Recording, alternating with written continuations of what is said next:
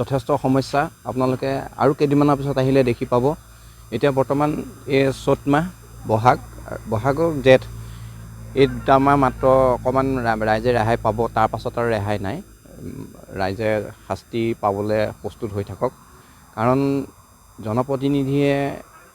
আমাৰ এই ৰাস্তাটো অকণমান কৃপা দৃষ্টি চাই আমাক অকণমান যাতে সুবিধা কৰি দিয়ে তাৰ বাবে আমি জনপ্ৰতিনিধিগৰাকীক আমি ইয়াৰ জৰিয়তে আপোনালোকৰ জৰিয়তে অনুৰোধ জনাইছোঁ প্ৰয়োজন হ'লে এই বাতৰিটো বা এই কথাষাৰ এই আমাৰ অৱস্থাটো আমাৰ মুখ্যমন্ত্ৰী মহোদয়দেৱে যাতে গম পায় তাৰ বাবে আমি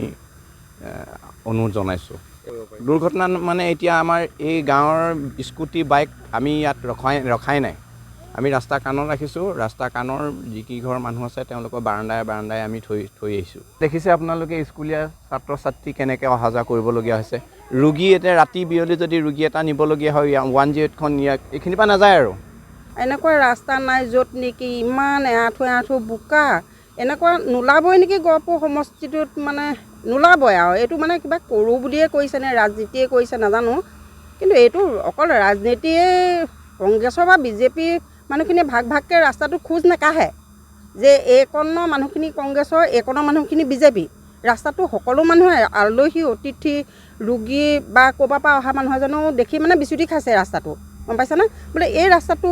এনেকৈ থাকিবলগীয়া নাই কিহৰ কাৰণে আগতেতো 9 চনৰ পৰা বাৰু তেতিয়া কংগ্ৰেছৰ দিন আছিলে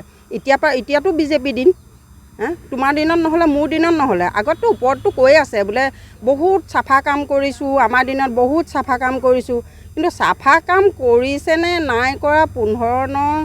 ঘাইপথৰ কাষতে মানে এক নলো নহয়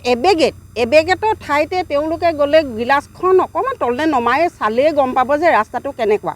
ক'বলগীয়া নালাগে বাৰু ক'বলৈ নিজেই দেখিছে বিধায়কে সিদিনাখন মিটিং মাৰি গৈছে ইয়াত